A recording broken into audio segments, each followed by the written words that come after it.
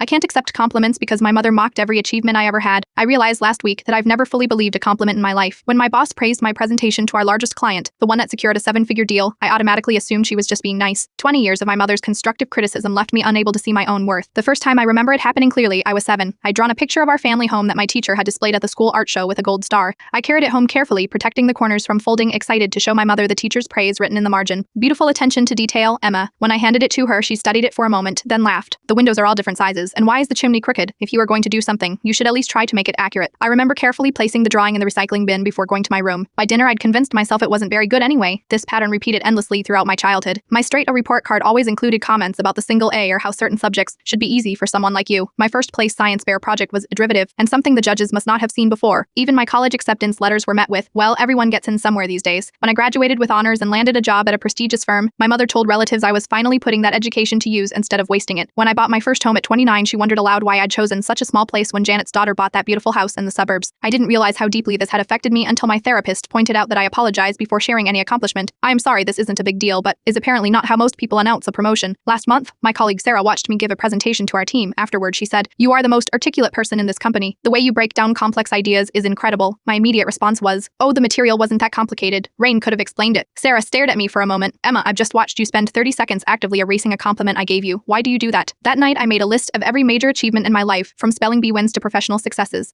Next to each one, I wrote down my mother's response, and then how I'd internalized it. The pattern was heartbreaking parent, every accomplishment minimized, every success undermined, until I became my own harshest critic. I called my older sister, who left home at 18 and rarely looks back. "Did Mom ever praise anything you did?" I asked her. "God, no," she laughed, but it wasn't really humor in her voice. "Remember when I won that piano competition?" She told me the other contestants must have been terrible. 2 days ago, I delivered the presentation that landed our biggest client when my boss said, "Your command of the material was impressive. You're the reason we got this deal." I had to physically stop myself from contradicting her. Instead, I took a deep breath and simply said, "Thank you." It felt foreign in my mouth, this acceptance. My instinct was to deflect, to explain why it wasn't really that impressive, to minimize my contribution. Instead, I let her words exist unchallenged. Later that evening, I found myself looking at the team photo on our company website. For years, I've always focused on how awkward I look compared to everyone else. This time, I tried to see myself through kinder eyes, pert the way I would look at a friend. I'm still unlearning my mother's voice in my head, still practicing accepting praise without qualification, still fighting the urge to apologize for my successes. But yesterday, when a client emailed to say my analysis had been invaluable, I printed the email and pinned it to my bulletin board instead of dismissing it. Small steps toward believing I might actually deserve the recognition I receive. Some childhood scars aren't visible to others, but they shape how we move through the world, how we speak to ourselves, how much joy we allow ourselves to feel in our accomplishments. I'm learning that healing starts with simply saying, "Thank you," turned and meaning it.